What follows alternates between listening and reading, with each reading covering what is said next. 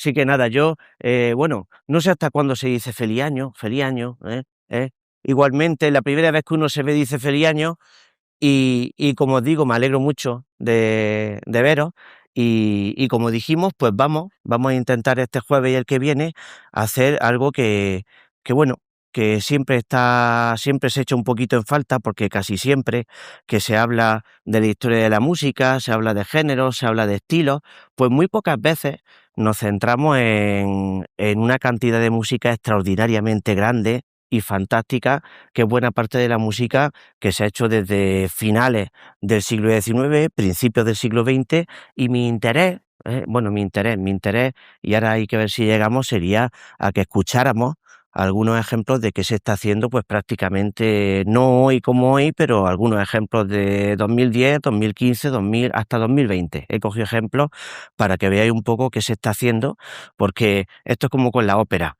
Vamos a ver La Traviata, vamos a ver Wagner, vamos a ver Bellini, vamos a ver Donizetti y se hacen decenas de estrenos absolutos, de estrenos mundiales de óperas cada año. Siguen siendo géneros vivos, la música orquestal es un género vivo, ¿no? Lo siguiente, más que nunca, siempre se estaba hablando de que la música clásica va a caer, de que esto va a desaparecer, de que esto no sé qué, que no sé cuánto, y no, al contrario, nunca ha habido una cantidad de orquestas tan de primerísimo nivel, de solistas, no es que no lo haya habido igual de buenos que sí, pero una cuestión también no solo de calidad, sino de cantidad, y se sigue haciendo mucha música. El problema también es, como hablamos alguna vez, cómo quitamos en nuestro imaginario, en nuestro museo musical, cómo quitamos a muchísimos de los grandes, grandísimos, para meter a otra gente, pues que es muy difícil abrirse un hueco cuando hay tanto. A mí me ha costado mucho trabajo elegir o de qué hablar hoy. De hecho, estaba hasta las 6 menos cuarto dando vueltas en mi casa. Aquí, como vivo en Cenes, sabes tú que soy casi, pongo esto, quito esto, que les pongo de no sé qué, que les pongo de esto, pero de esto me gusta más la versión de fulanico que la de menganico, hasta que me dice mi mujer, tira ya que llegas tarde. Esa es mi vida, ¿no?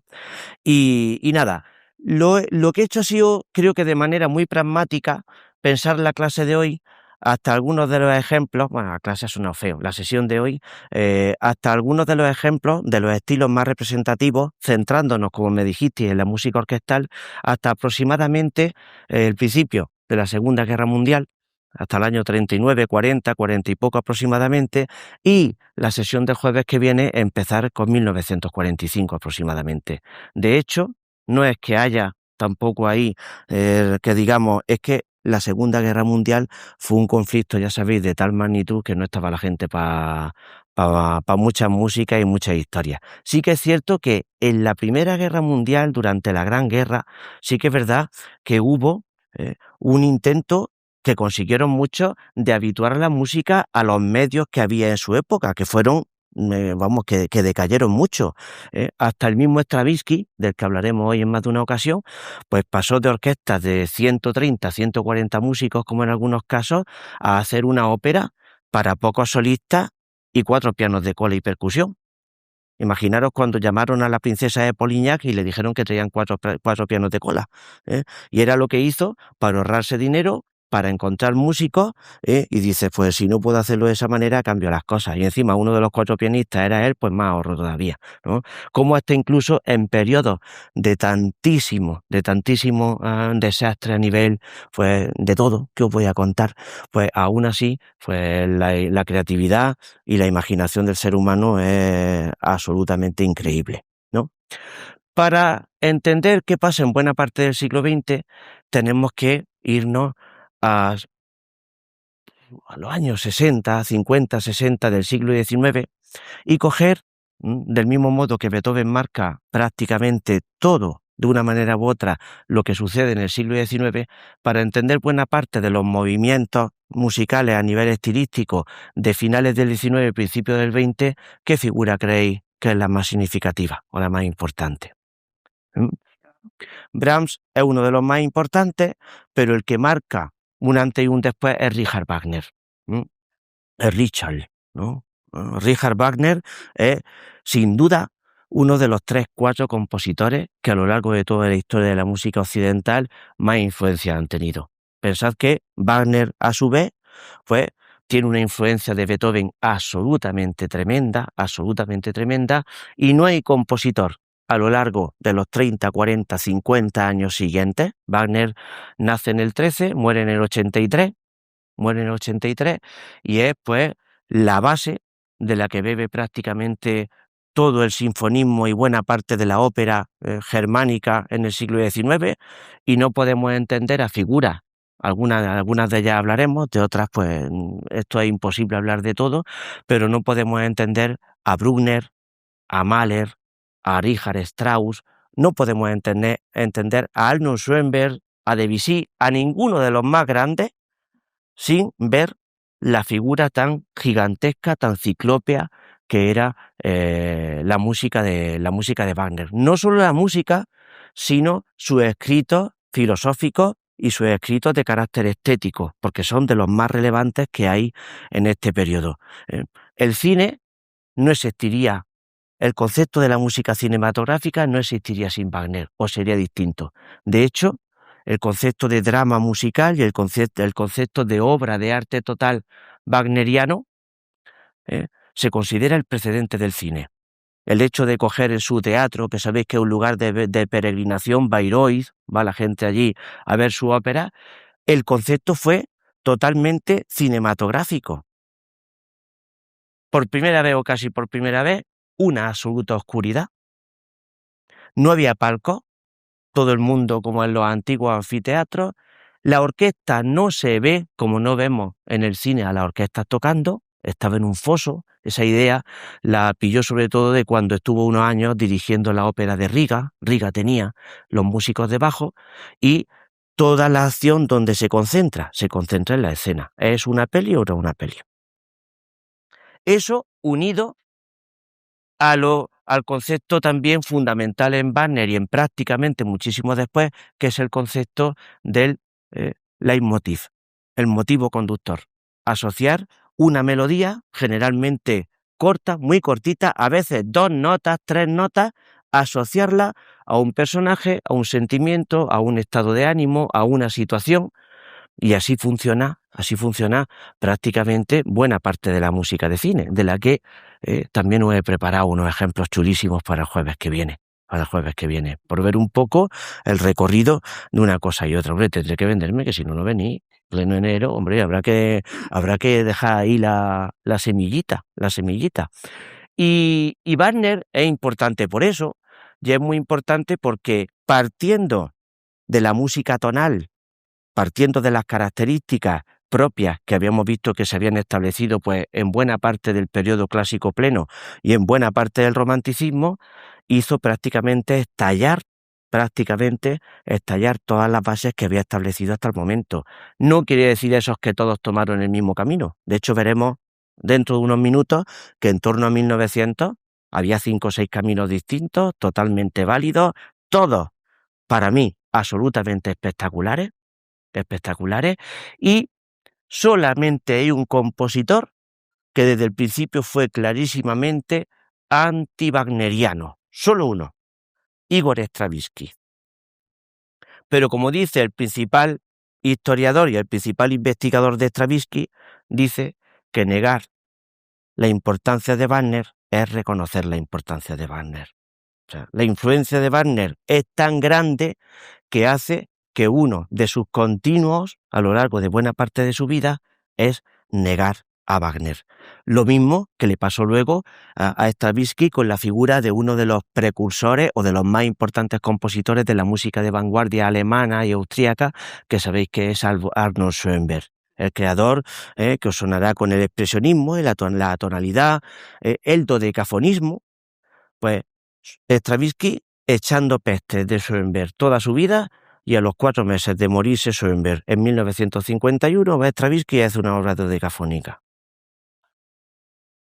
También lo que le pasó a Stravinsky es que, como vivió prácticamente 90 años, nace en 882, muere en 971, transita por prácticamente todos sitios. Es uno de los compositores más relevantes del siglo XIX.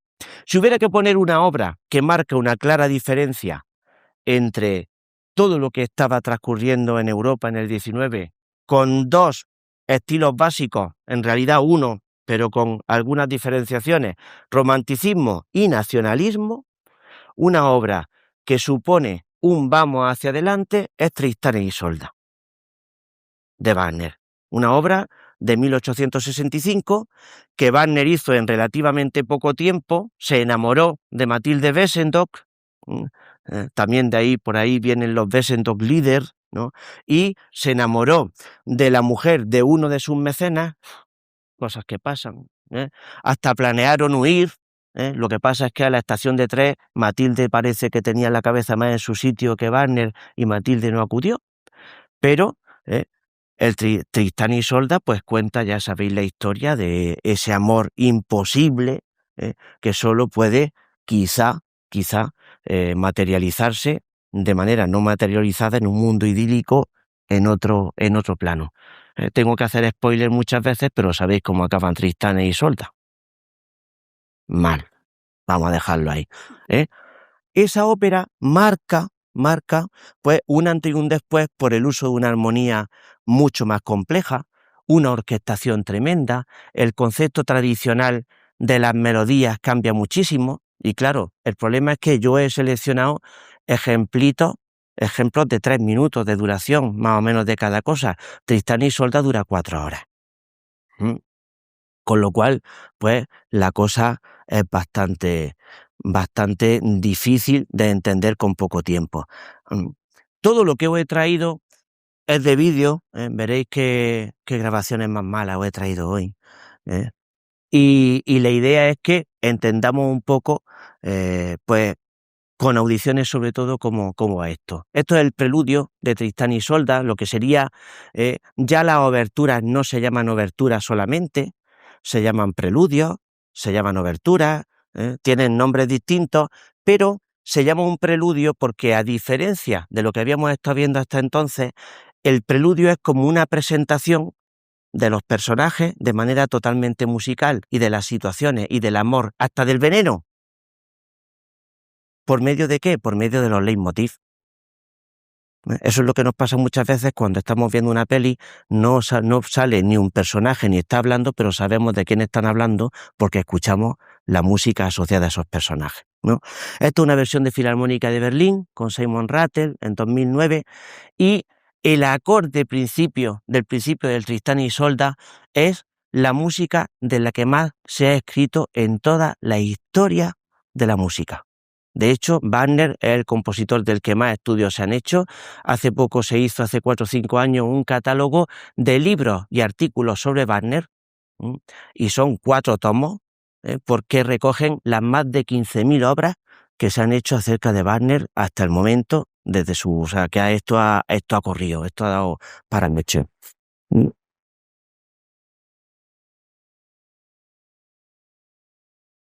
No sé si se escuchará bien o no, porque como hay tantos contrastes dinámicos y sobre todo que se ve, tenemos mucha luz.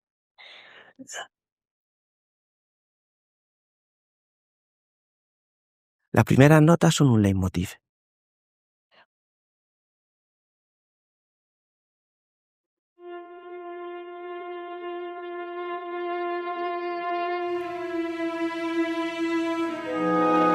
Y estas notas del oboe son otro leitmotiv. Uno es Tristán y otro Isolda, que van juntos.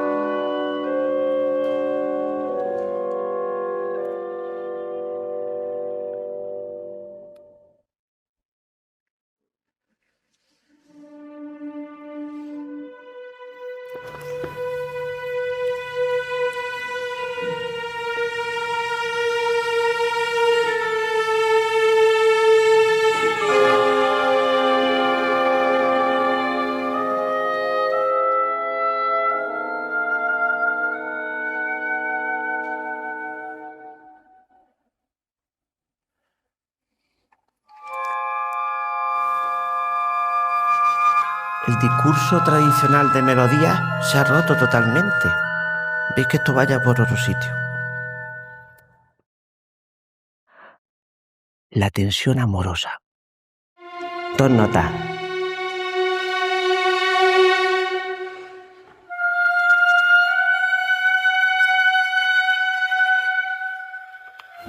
Y el amor.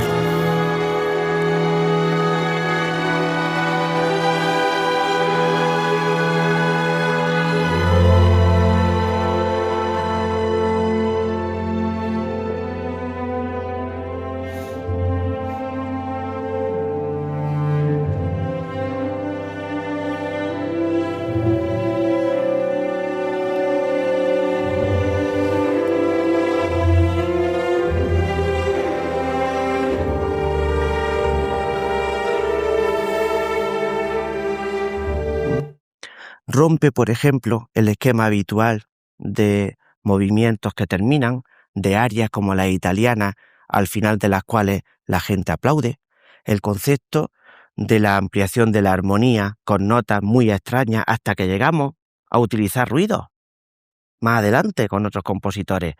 El hecho, Tristán y Isolda, pues tiene algunas, pero si os vais a escuchar, por ejemplo, Parsifal o El ocaso de los dioses, voy a poner un fragmento. La música empieza al principio de cada acto y no hay ni una sola interrupción hasta que no acaba ese acto, a la 1:15 o a la 1:30. O sea, es algo brutal, y tiene ese concepto de romper con las formas tradicionales, ¿no?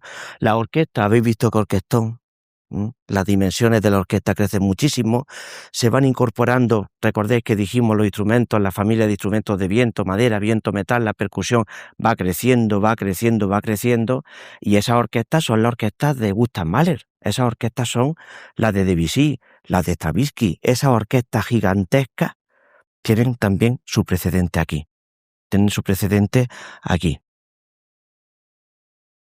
Y luego, pues, unos contrastes brutales que nos encontramos en muchísimos, ¿eh? La obra que sabéis que determinó definitivamente, ¿no?, la fama tan grandísima que tuvo Wagner fue El anillo del Nibelungo.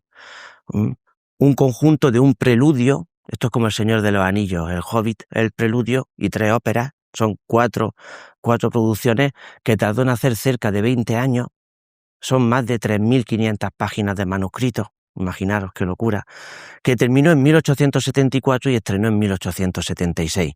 Estamos en la época de Primera de Brahms, por ejemplo, o estamos en la época de muchas otras obras que suenan como si fueran 40 o 50 años antes, ¿no? Y El ocaso de los dioses es algo absolutamente maravilloso. Os he puesto un fragmento de la muerte de Sigfrido, para que veáis también esas dimensiones tan colosales que tiene la orquesta. Esta es la Filarmónica de Londres con Klaus Tennstedt, en una época en la que esto sonaba que dices, no es posible que esto sea verdad, ¿no?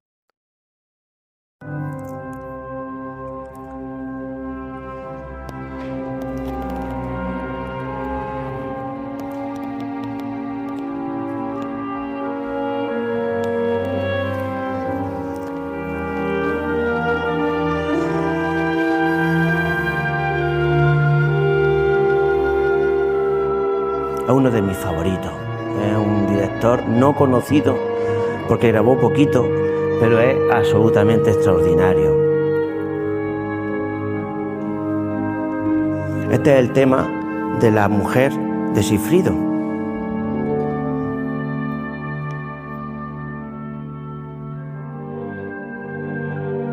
Y este es el leitmotiv de Sigfrido. Esas notas que aparecen más cortas.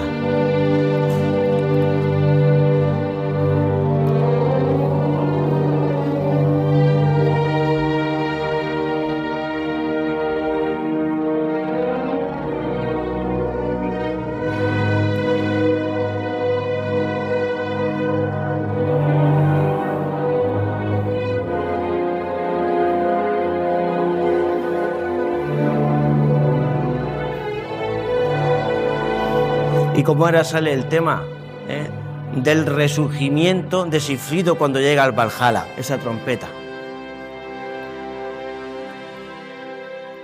y cómo suena el trompeta y mirar cuando abren la de músicos que tiene la orquesta. Y no es que haya de sobra, son necesarios.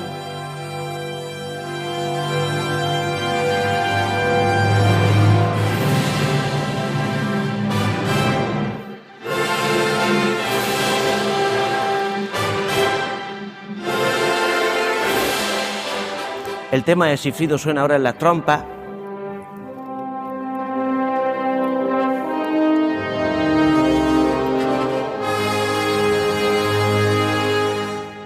La trompa de 8, 9, 12, en algunas obras más adelante.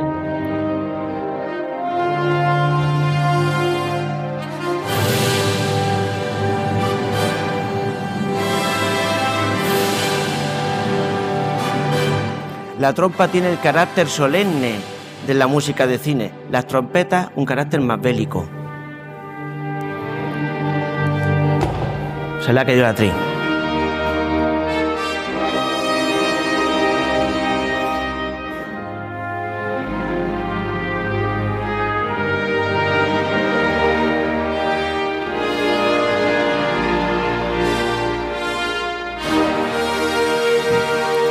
Wagner, para la necesidad que él tenía mental de asociar no solo melodías, sino hasta incluso sonidos, inventó esos instrumentos que hay ahí, junto con los constructores, las tubas wagnerianas, se llaman así por eso. Estos instrumentos los tocan trompas y él quería un sonido que fuera noble y que fuera distinto a las trompas, para asociarlo al momento en el que los héroes, los soldados que habían dado su vida cuando eran recogidos por las valquirias, entraban en el Valhalla. Por eso, cuando en 1883 muere Wagner, y se entera Bruckner, que adoraba a Mahler, el adagio de la séptima de Bruckner, la melodía la tiene tubas wagnerianas. Era: mi héroe va a entrar al Valhalla con las tubas wagnerianas, lo mismo que los suyos fueron ahí, ¿no? Y utilizó las tubas wagnerianas en el adagio de la Sinfonía número 7. A partir de aquí, ¿qué nos vamos a encontrar? Compositores que siguen una tradición más clásica. Brahms, por ejemplo. Brahms muere 20 años más tarde, creo que en el 97.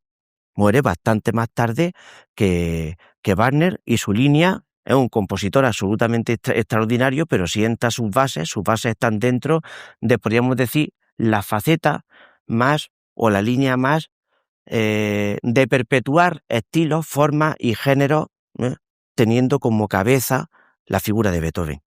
Por eso no es de extrañar que cuando Mahler, siendo muy joven, va a un concurso de composición, pues resulta que está Brahms y no le dan el premio, no le dan ni una mención. Pero ni él ni todos los que había con Brahms, porque tenían un tipo de música y les gustaba un tipo de música mucho más en la línea de lo que marcaba Beethoven. Otros compositores, pues seguían en la línea de lo que les funcionaba. No olvidéis que, por ejemplo, uno de los compositores más conocidos de la ópera de la época, Verdi, muere en 1901. Y todavía en esta época a Verdi le faltan años para componer Otelo y Falstaff, que son sus dos últimas grandísimas óperas, pero que tienen una sonoridad muy, muy distinta. El romanticismo o la línea romántico-nacionalista tradicional se extiende hasta los años 30, 40 del siglo XX. Turandot de Puccini y el famoso Nessun Dorma es de 1926, cuando hay corrientes muchísimo más vanguardistas y corrientes mucho más rompedoras, pero esa fue la línea que siguió apreciando buena parte del público. Es curioso como uno de los compositores más importantes y más innovadores de la música de la primera mitad del siglo XX es Anton Webern, el Weber que termina con N, no Carl Maria von Weber, el de la ópera. Pues a la obra de estreno que más gente asistió, en una de las obras, toda la música de Weber cabe en 6-7 CD, y es de la más importante para entender lo que viene después, pero nunca Weber en un estreno tuvo más gente que los que estáis aquí y las que estáis aquí escuchándome hoy. De hecho, el día que más gente tuvo en un estreno no llegaba a 40 personas. Y sin embargo, a nivel teórico, a nivel teórico, la trascendencia que tuvo y a nivel también de sentar la base de música mucho más vanguardista fue tremenda. ¿Qué línea nos vamos a encontrar aquí? Pues ya los continuadores, los grandes continuadores de la música de la tradición wagneriana, pues el que más, o uno de los que más, Gustav Mahler, que hablamos en su momento, hablaremos, pero solamente recordar, para que no estuvierais en la conferencia sobre Mahler, pues que se considera uno de los máximos y de los más grandísimos exponentes de la música sinfónica a finales del siglo XIX y principios del XX. En el 89, pues Mahler ya está componiendo, pues, con 20 y pocos años, no llegan a los 30 años y ya son bestias. Mirar esta imagen, a mí me encanta, primera de Mahler, dirigiendo a Abbado, y Simon Rattle ahí sentado, que no se perdía ni uno de los conciertos de Claudio Abbado en Lucerna, ¿no? Y aquí pues vemos esos orquestones tremendos y esa tradición, mirad qué orquesta, esa tradición gigantesca, de las orquestas grandísimas wagnerianas. Este vídeo es de 2010, del Festival de Lucerna de verano de 2010. Y hasta los comienzos son muy wagnerianos. Una orquesta gigantesca y, sin embargo, no suena casi nada.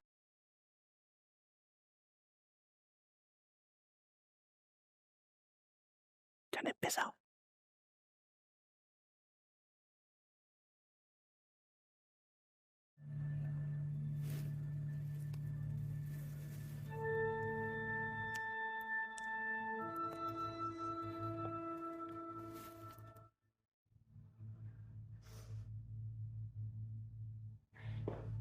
A esta gente raramente una sinfonía le dura menos de una hora.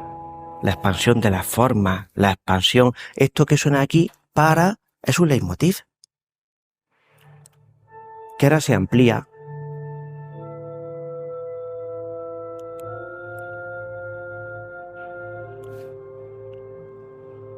El maestro Macías.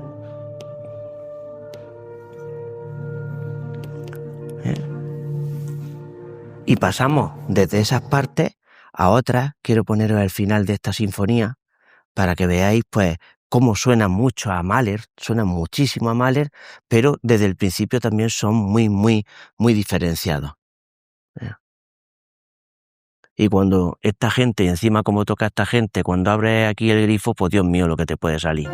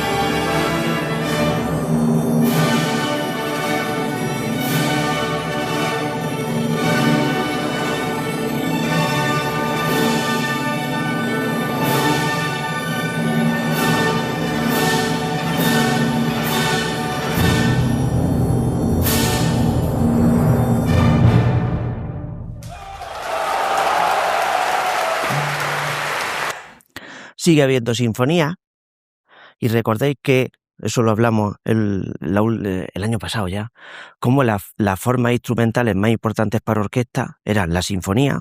Aquí sigue manteniendo los 4 movimientos, pero ya no podemos hablar, como dijimos, de lento, rápido, ya la cosa va con otro orden. Y la otra forma más importante que había, aparte de la sinfonía, recordáis que fue como una reacción contra las formas tradicionales que también estaban en el clasicismo, era el poema sinfónico. Una obra sinfónica que te contaba una historia. Escuchamos a Berlioz con la Sinfonía Fantástica, u obras en un solo movimiento que también tenían algún tipo de asociación con una historia o con otros aspectos que también eran importantes a tener en cuenta por el compositor. Uno, junto con Mahler, después de la generación de Bruckner, los dos compositores que eran los mejores directores de orquesta que había en su época y dos de los compositores más representativos de toda la área germánica eran Gustav Mahler y Richard Strauss. Mucha gente confunde o cree que son familias los Strauss de los valses con Strauss, el de los poemas sinfónicos, y Strauss también es absolutamente tremendo. Otro compositor que vivió un montón de años, del 64 al 49, pues imaginaros si vivió años, y estuvo componiendo hasta prácticamente los últimos meses de su vida. ¿Quién no ha escuchado esto? Mira cómo suenan los contrabajos con el contrafagot. Este es Mary Jansson, otro de los grandes. Este murió hace unos años también.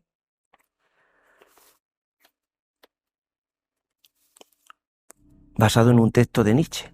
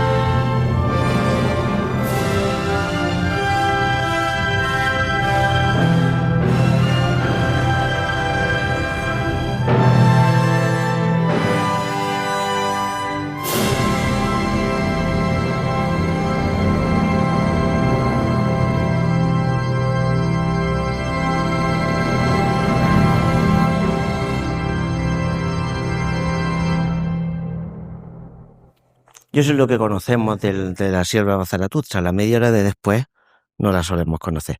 Habéis visto cómo incluye un órgano, por eso al final estaba mirando el órgano para darle el corte. Se van metiendo instrumentos distintos, siguen inventando instrumentos.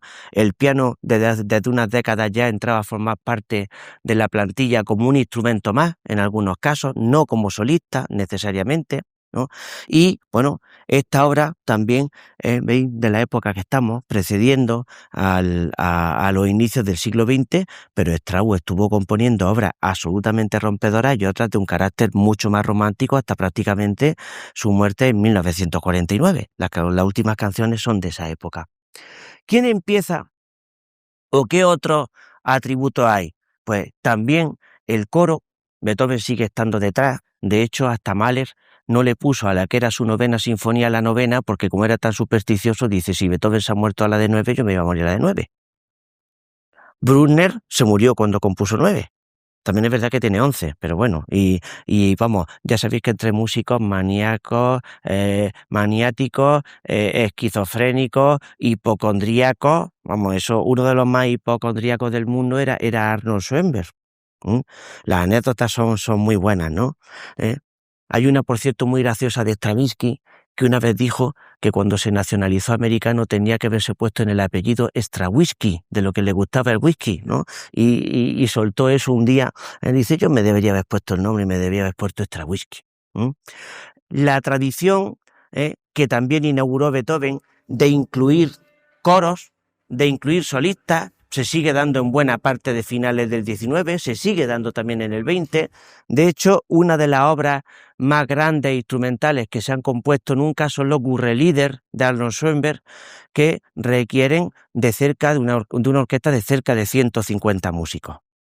Más luego, efectivos solistas, efectivos vocales tremendos, inspirada también, claro, en la música por supuesto, hasta Beethoven está aquí, ¿eh? El final de la segunda de Mahler es un poco, salvando la distancia, el equivalente a la novena de Beethoven. Ese himno a la alegría aquí se convierte en esa resurrección, en ese venga, vamos hacia adelante, y es otro ejemplo de cómo hay formas que se siguen perpetuando porque, vamos, funcionan de maravilla. Esta grabación es de lo mejor que podéis encontraros de segunda de Mahler, en 2003, en el Festival de Lucerna, con el Orfeón de Donostiarra Tierras. Ahí, mirad si había coros, pero Abbado quiso hacerla pues, con uno de los mejores coros del mundo, por lo menos en aquella época, con unos bajos tremendos, con unos bajos absolutamente espectaculares, pues porque le hacían falta, ¿eh? Este es un tipo de música.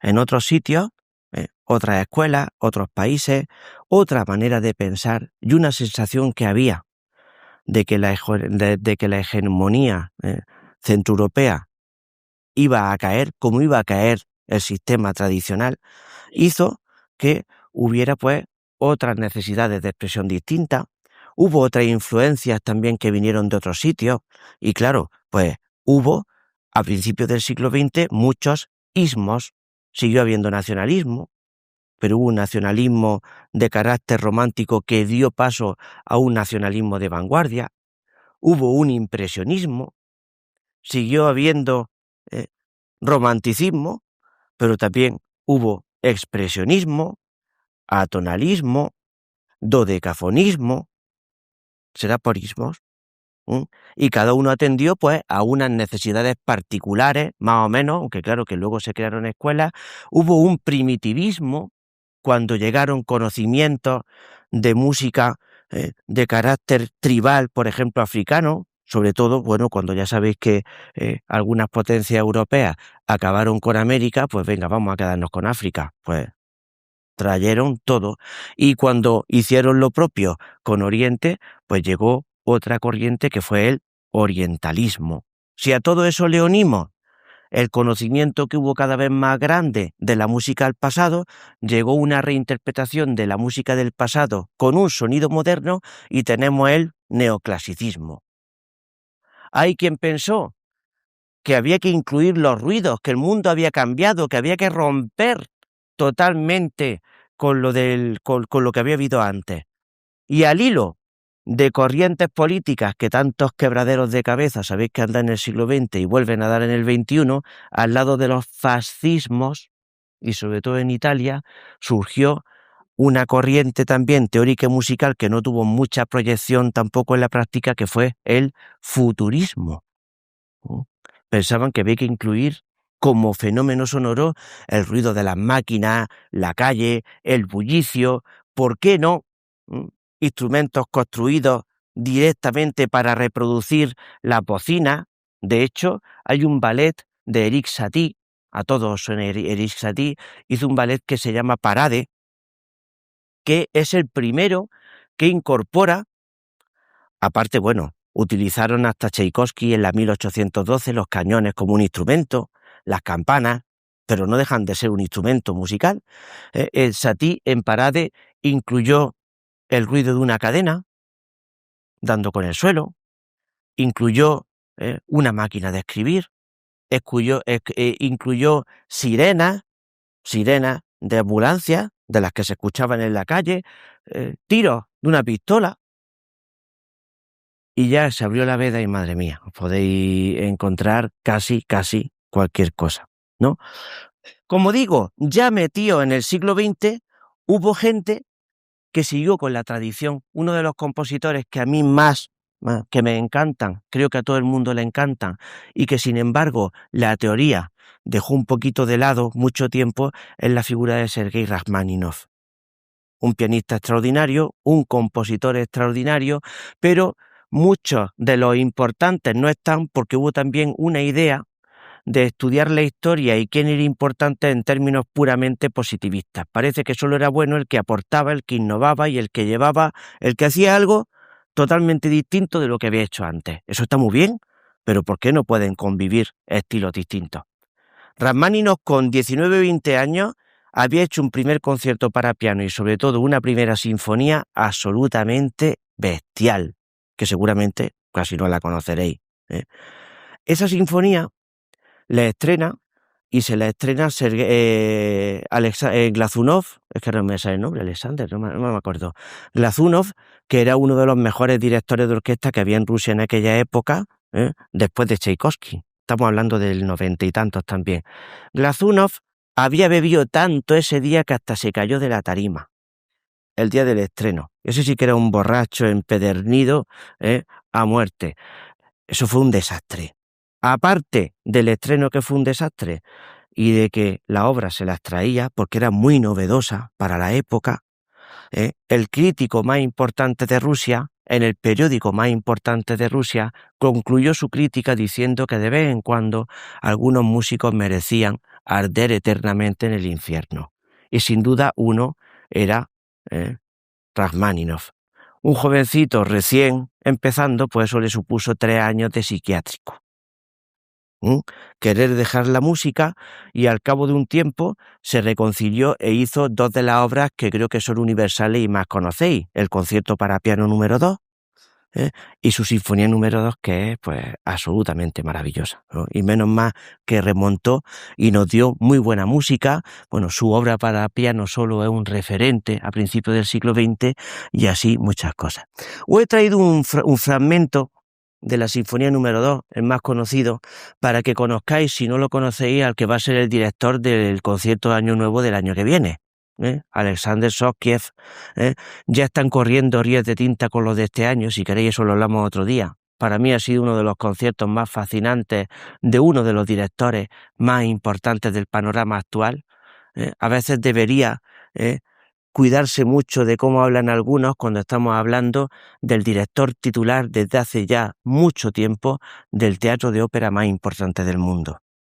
Y a veces no caemos en que lo que han hecho todos los músicos durante toda la historia ha sido ser precisamente o crear un espectáculo más allá de lo puramente musical. Mozart estaba preocupado el día del estreno de los músicos, estaba preocupado de la peluca que se ponía, estaba preocupado de su traje nuevo. Liszt se iba a los conciertos 3 o 4 horas antes, ¿creéis que a tocar? Se iba a que le pusieran las velas y a ver qué perfil le venía bien, se ensayaba en el espejo sus salidas de capa, porque la música es un espectáculo mucho más grande y mucho más completo, que por supuesto lo más importante es la música en sí, pero que luego entraña otras cosas. Este hombre, Soskiev, es uno que no sé si conocíais algunos de vosotros antes de que lo nombraran el otro día, pero que el tío lleva 20 años, desde que tenía 20 años, dirigiendo pues a un nivel extraordinariamente grande. Y es quien dirige el concierto de Año Nuevo el año que viene. Os voy a poner un poquito del adagio de la segunda de Rachmaninoff, porque esto es para uno se puede morir feliz escuchando esto. Y viendo que estos no son conciertos extraordinarios, estas grabaciones son los conciertos de cada viernes en directo de Filarmónica de Berlín. Ese es el nivel de esta gente cada semana. O sea, es una cosa absolutamente bestial, ¿eh?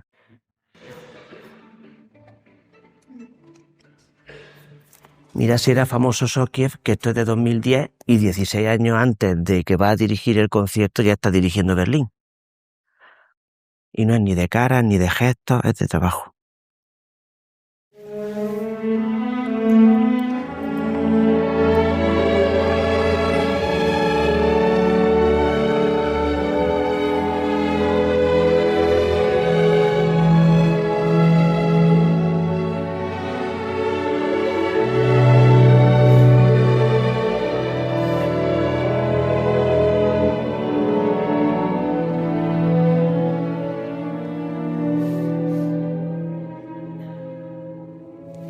Y esta música influyó muchísimo en el cine.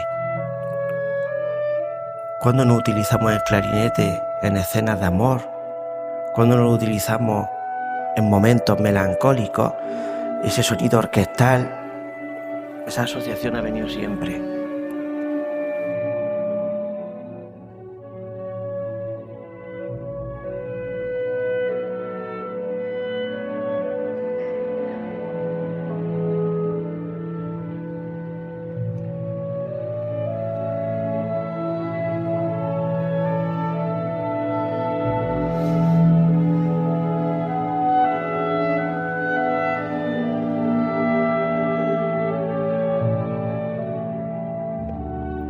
Toca fatal este hombre, madre mía.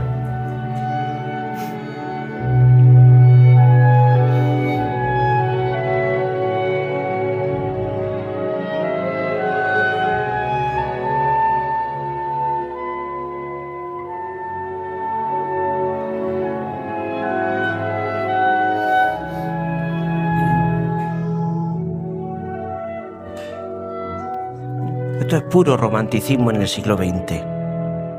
Y de hecho, donde más se ha perpetuado el estilo romántico es en el cine. Hoy día sigue haciéndose música romántica con esas características y es uno de los más destacados.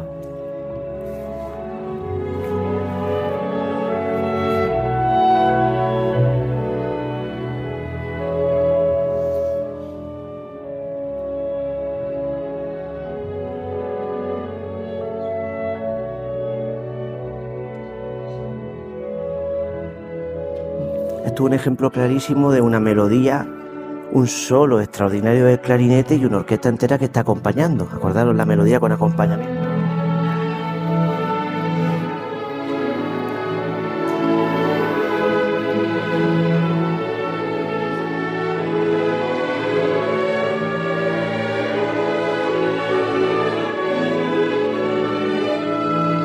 Veis, el director no es de gestos extremos, este está trabajando, ¿eh?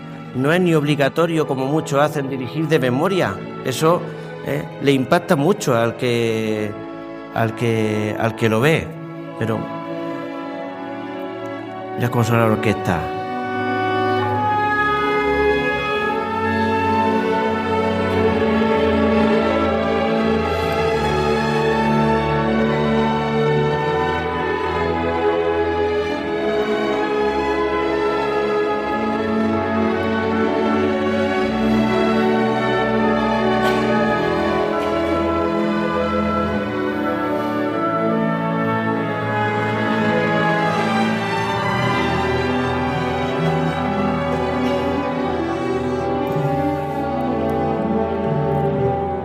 Hay quien perpetuó la línea del romanticismo.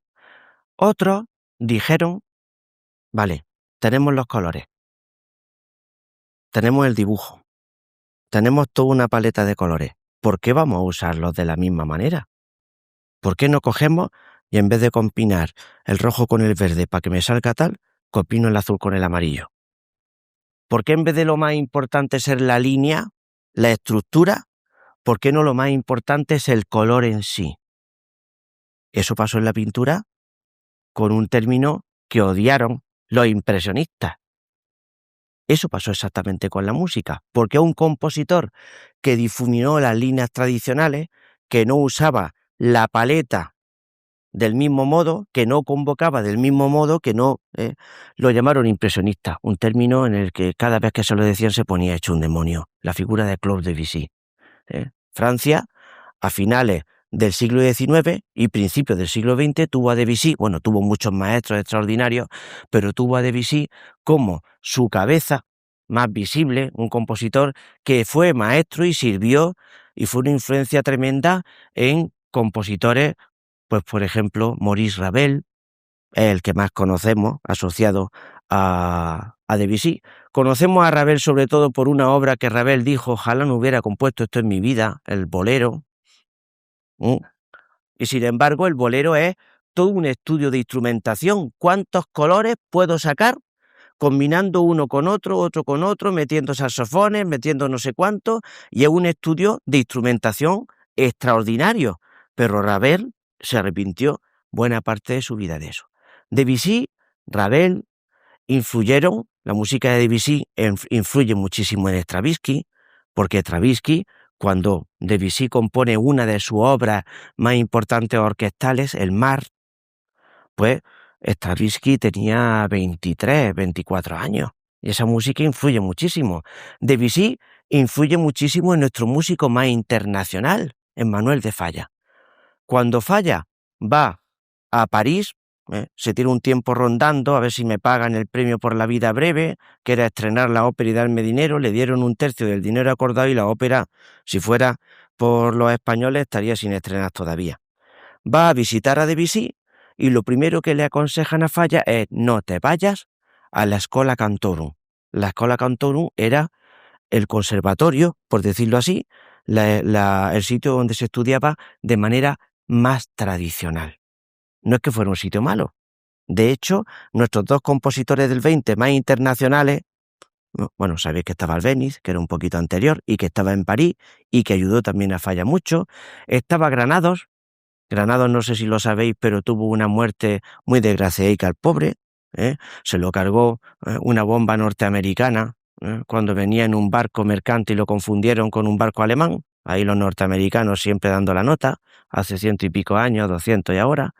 Y los más importantes, o los que sabéis que tienen más trascendencia, Manuel de Falla y Joaquín Turina. Se fueron los dos prácticamente a la vez a París.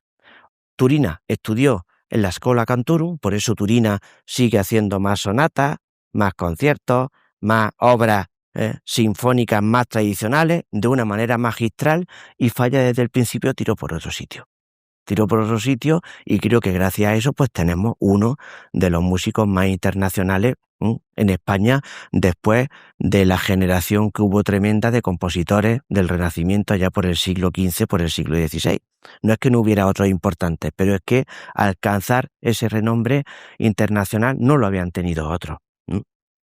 Pues, como os digo, hay quien tiró por el punto del color, por la combinación tímbrica, y Debussy hizo mucho eso. Debussy también incluyó en su música tradiciones musicales que no eran las habituales.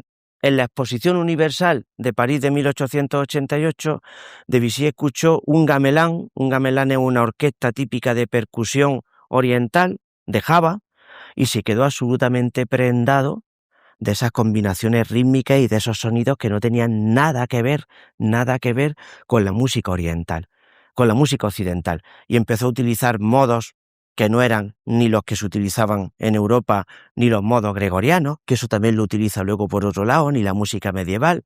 Debussy estudió también en teoría la música del pasado. De hecho, Debussy fue el que hizo las primeras transcripciones a notación moderna de la música de los maestros más importantes de polifonía del siglo XII, de Leonin y Perotin. Y esas técnicas compositivas las metió en su música también. O sea, es un compositor. Hay quien dice, bueno, y es que está más que claro, quien a nivel teórico ha tenido casi más repercusión, porque otros han hablado muchos de ellos, ha sido la segunda escuela de Viena, con Arnold Schoenberg, Alban Berg, Anton Weber, pero Stravinsky y Debussy fueron dos compositores que revolucionaron prácticamente la música a todos los niveles. ¿Qué es lo que pasa con la segunda escuela de Viena? Tocó profundamente el elemento que a nosotros nos resulta más llamativo, el de la melodía, el de la música tonal, el de los acordes tradicionales. Su música suena muy rara, pero el parámetro que cambió muchísimo fue la melodía. ¿Qué hizo Debussy? Cambió la melodía, la armonía, el ritmo, la textura, el timbre, todo, absolutamente. Incluye música oriental, pero cuando le llegan los primeros ecos del ragtime, de los primeros músicos, pues te hace ragtime. El Pequeño Negro, por ejemplo. Tirón, piro, pim, porim, porim, pom, parom, parom, parorá. Te mete música que tiene también una clara referencia con el concepto de un nacionalismo, pero que ya no es el tuyo propio francés. La Puerta del Vino, la soirée en Granada, el atardecer en Granada, dos obras magistrales que hace tomando como referencia que para los franceses en la época la música española les sonaba casi tan oriental como la música que venía de Oriente. Y eso era para los franceses muy llamativo. En España llega Felipe Pedrell, un maleriano, perdón, y wagneriano acérrimo, y les dice a estos, a Granados, a Albeni, a Turina, a Falla, fue maestro de los cuatro. Están los españoles, los extranjeros haciendo música española, y vosotros que sois españoles, con lo que gusta en Europa la música española, empecinaban en hacer sinfonías. Dejad de hacer sinfonías y poneros, que conocéis más que nadie vuestra tradición, vuestro patrimonio, que habéis nacido con él, poneros a hacer música de clara inspiración española. Y menos más que le hicieron caso. A algunos les salió a cada uno de una manera, pero la verdad es que tuvo una importancia muy grande. Ha salido la figura de Arnold Schoenberg. Arnold Schoenberg también tuvo, que muchas veces sabéis que eso funciona, un padrino extraordinario. Cuando Mahler muere, deja en su testamento y deja a su familia y amigos una dotación económica y le muestra todo el apoyo al que para Mahler sería el continuador lógico de la ruptura casi total que él mismo produjo con su música. El romanticismo estaba caduco, como los grandes imperios y las grandes naciones del siglo XIX. Había que hacer una música adecuada a cómo pensar a la gente y a la manera de expresión del siglo XX. Y Schoenberg compuso una obra en 1899 que para muchos marca también ese cambio, Berlachtenach, la noche transfigurada. Era una obra para cuarteto de cuerda, pero luego se popularizó una versión para orquesta que hizo el mismo Schoenberg en 1919. Acaba la guerra, vuelve a haber orquesta, la gente tiene ganas de normalidad, la gente lo está pasando mal, prefiere a veces comer menos, pero sentirse vivo y cultura de nuevo. Y desde el 19 en adelante hubo una explosión de música absolutamente tremenda. Este director, Semyon Bischoff, es otro músico extraordinario, pero aquí podéis ver cómo ya pues la música suena totalmente distinta. Voy a poneros algún fragmento de esta noche transfigurada para que veáis lo que os digo. Esto ya no suena como nada, suena a Mahler un poquito, pero ya va cambiando el escenario.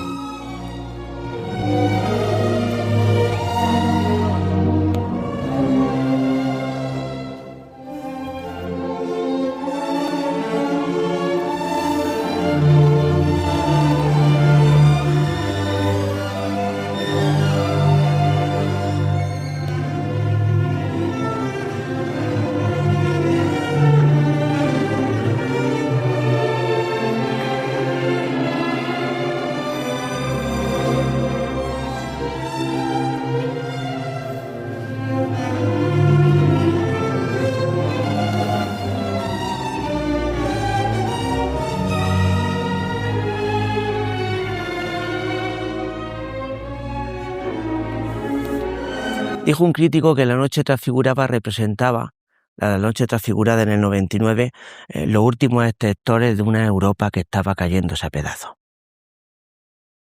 Ya cada cual, pues sí del todo, no del todo, pero la asociación directa con lo que estaba pasando era grande. De Debussy, la obra orquestal más significativa, y es muy wagneriano, mirar de nuevo qué orquestón tiene Debussy aquí, es el Mar. Pero Debussy no compone una sinfonía, compone lo que denomina un tríptico sinfónico. 3 partes, le pone un título que es evocativo, el Mar, y cada uno de los movimientos tiene un nombre. Son como 3 poemas sinfónicos, pero él no lo llama ni poemas sinfónicos, son como un esquís, ¿no? Como un fragmento así.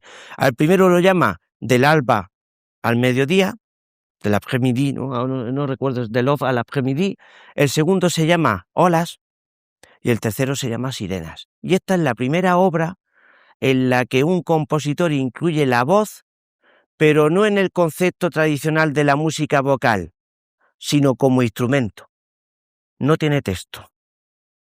El coro, un coro femenino, el último se llama Sirenas, pues las sirenas vienen evocadas con la voz, que ya no es un coro que te canta un texto, sino que es un instrumento más, como un piano, en vez de ser solista, acaba siendo eso.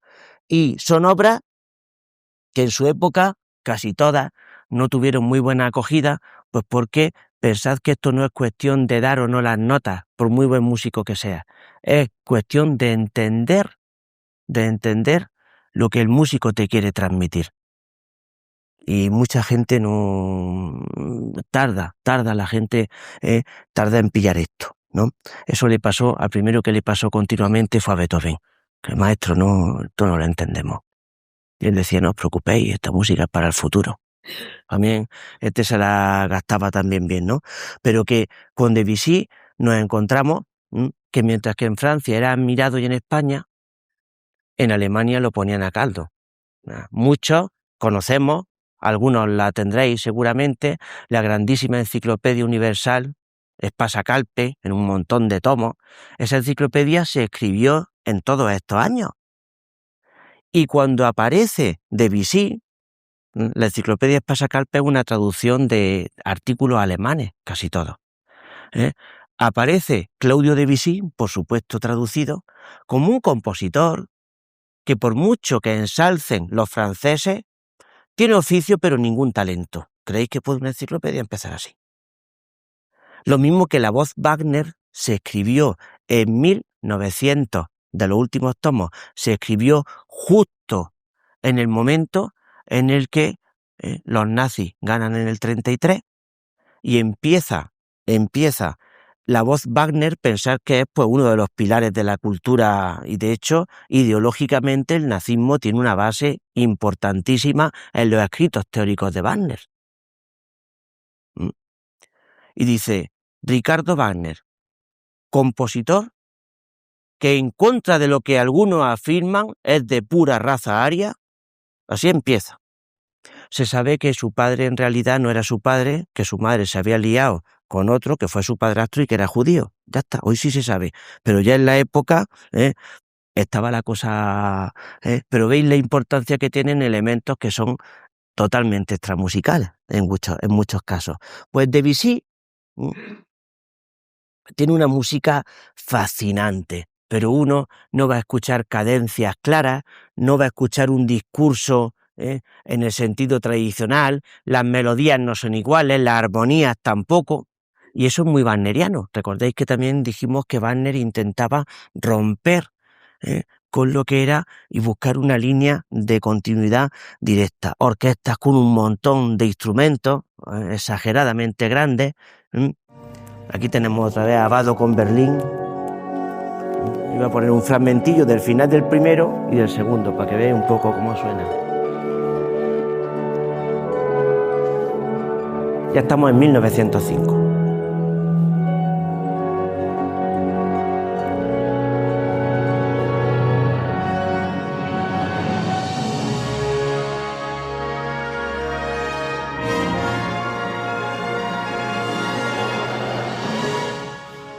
Al final del primer movimiento es los rayos de sol, el día, ahí esa grandeza del día.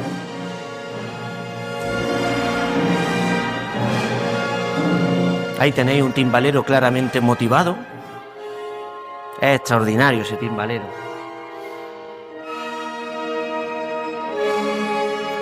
Música china. La música oriental.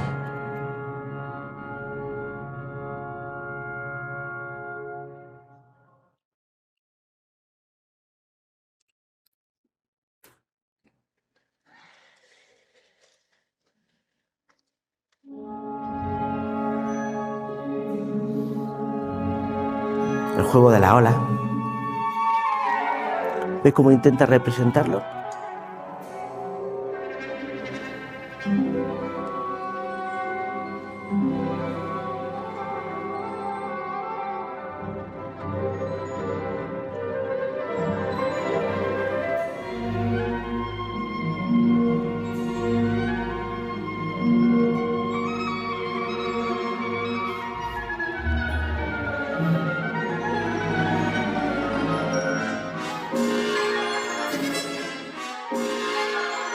El impresionismo es una música que también se ha utilizado el estilo muchísimo en la música de cine. Es muy descriptiva, es muy colorística, da ahí un color muy grande.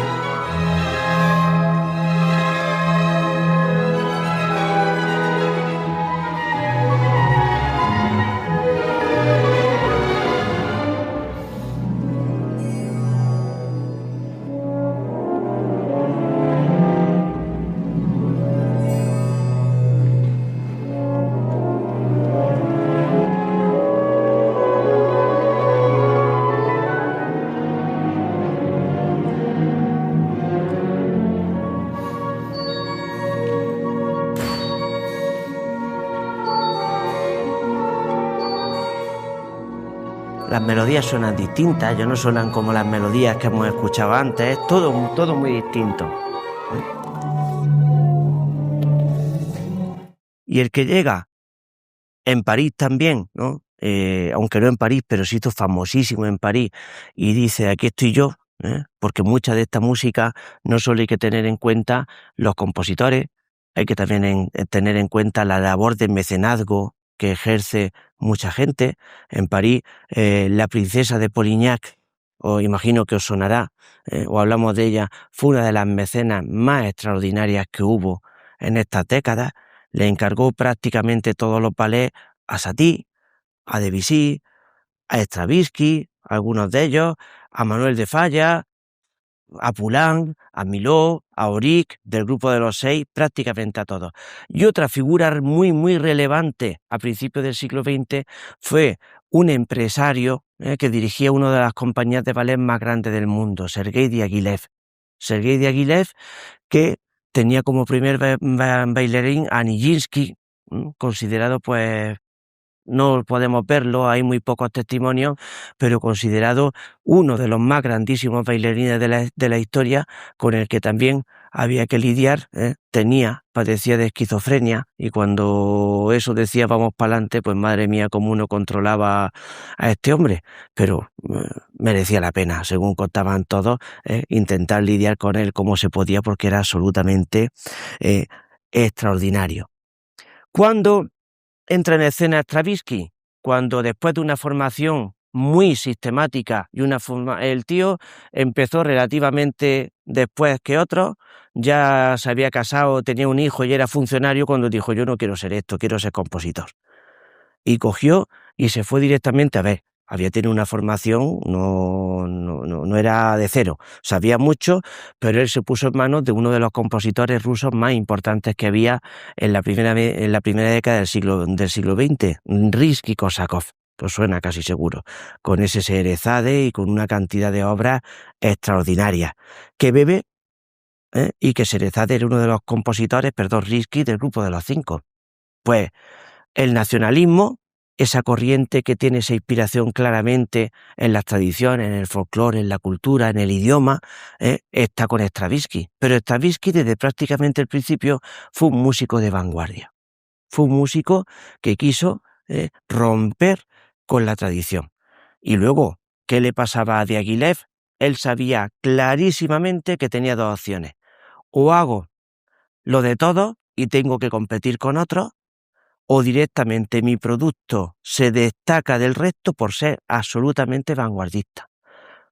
Imaginaros lo que tuvo que ser, yo lo intento imaginar, y tuvo que ser espectacular vivir en París en esta época. O tener dinero y estar escuchando un día de estreno El Mar, otro día a Strauss, el mismo año estrenó Strauss Salomé, una ópera absolutamente bestial, pero es que está escuchando a Mahler, a Elgar, a Delius. Eso tuvo que ser una cosa absolutamente extraordinaria. Stravinsky tiene un periodo asociado al nacionalismo, a las historias también tradicionales y al concepto del primitivismo. Se vio muy influenciado por ritmos y organizaciones rítmicas no europeas, que sabéis que somos muchos de 2x4, 6x4, por 4x4, todo muy ordenado y todo muy ahí. Claro, gracias a eso pudimos desarrollar, por ejemplo, el timbre tantísimo y tantas voces. Stravinsky se ve muy influenciado por la música africana, por la música que iba llegando a Europa, y pues hacía muchísimas modificaciones rítmicas. Él hizo también lo que se conoce como un nacionalismo de vanguardia. Tú puedes, intentaré explicar lo que es esto. En el siglo XIX hay una melodía rusa y la metes en tu texto y la vas modificando. Todos conocéis tra pa pa pa pra pa pa pa pa pra pa pa pa pa de Albéniz, el Corpus Christi en Sevilla. Pero otra manera de hacer música nacionalista es componer música original en base a las características que tiene esa música. Uno de los intervalos más comunes en la música folclórica rusa es la cuarta justa ascendente. Si tú tienes do, re, mi, fa, Y lo que hace Stravinsky es que utiliza ese intervalo, y otra característica de la música rusa es cambiar el tempo y cambiar el ritmo. Lo mismo pasa en España cuando el intervalo más habitual en la música folclórica es la segunda, tanto mayor como menor. Y muchas veces es para abajo o para arriba, y a partir de hacer los cambios metemos otra. Falla eso lo hace en una de sus obras más internacionales, El amor brujo, que empieza con una especie de fanfarria y te hace pim, perí, peram, perim, peram, perí, perá. Eso no existe en el folclore, pero te coge elementos que son típicos del folclore y podríamos decir que era como una intelectualización o una vuelta de tuerca donde el nacionalismo está ya trabajado de una manera también más teórica, ¿no? A Stravinsky lo vimos con El pájaro de fuego, en esta versión que os dije que era bestial, con Gergiev y Viena, y este hombre estrenó El pájaro de fuego en 1910 y desde entonces, para buena parte de la historia, pues todo fue distinto. Os voy a poner una de las partes más espectaculares del pájaro de fuego, que es directa, es que estoy viendo el sitio exacto, la danza infernal, que es algo, vamos, brutal. Y luego encima, esta gente ese día se salió totalmente del sitio. Ya lleva media hora y ya se ha despinado un poquito Gergiev. Veis la introducción y el uso de instrumentos también, como el xilófono y los instrumentos de percusión eran muy típicos también de la música de otras culturas. Esto es dificilísimo. Y aquí ya veis que esto va sonando cada vez menos romántico, más raro.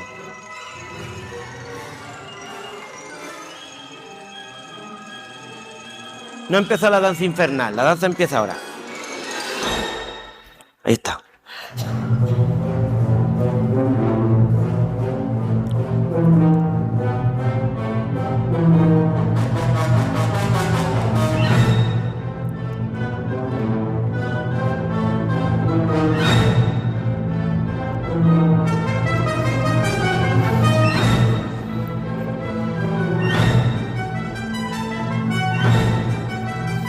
¿Ves que va como repitiendo motivos melódicos que van cambiando?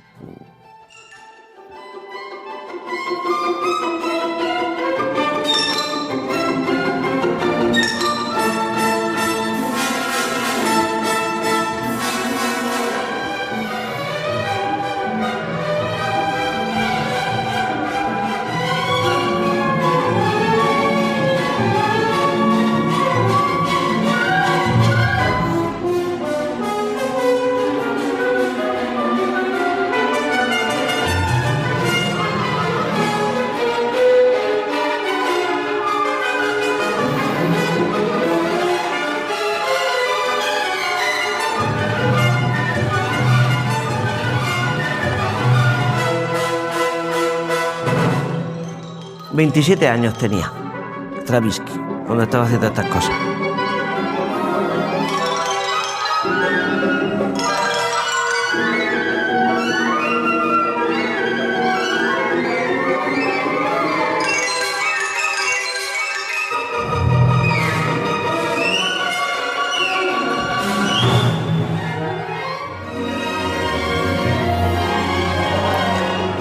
Y la obra que habitualmente se reconoce como una de las más trascendentales de principios del siglo XX y la que tuvo una repercusión tremenda, fue La consagración de la primavera, también de Stravinsky.